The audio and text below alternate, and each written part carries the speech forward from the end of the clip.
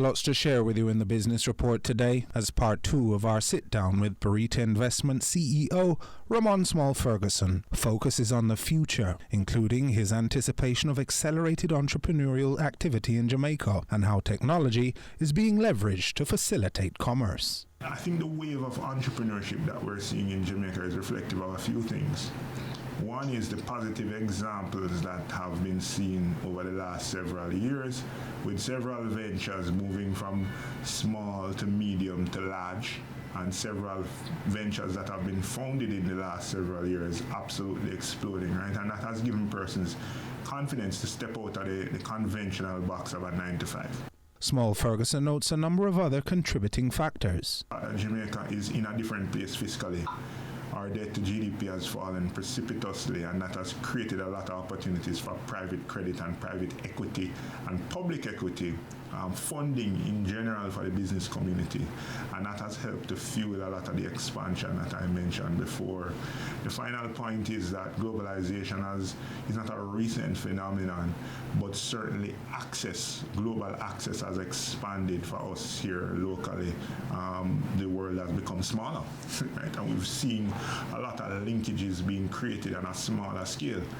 Individuals can now import, right? They no longer is it left for large corporations, and that has created business opportunities as well. But just how well is the financial services sector being prepared to meet the anticipated needs of expanding industries and the rise of the solopreneur? I think it's going to be critically important for us as a financial services sector to be collaborative and constructive with emerging industries to help to fund that growth. It's going to be critically important.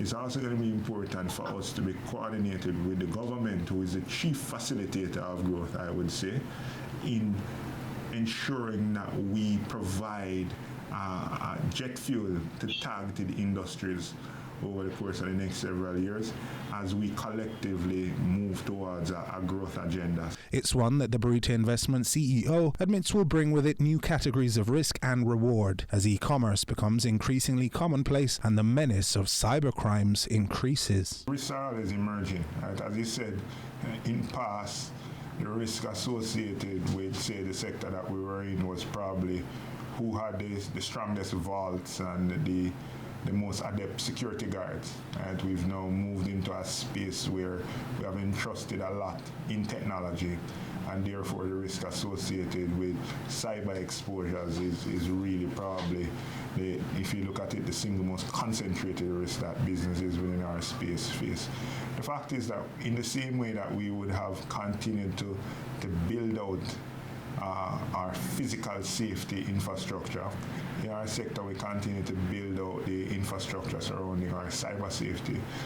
We are very cyber conscious, and it is embedded in our institutional framework and operations, all the way down to how individuals interact with anything cyber. Consistent training and reinforcement. It's been said that Jamaica missed out on the previous 3 industrial revolutions. An oversight Small-Ferguson suggests his sector at least is not in danger of repeating. From our perspective, we've invested heavily in our tech, and more importantly in the safety surrounding our tech.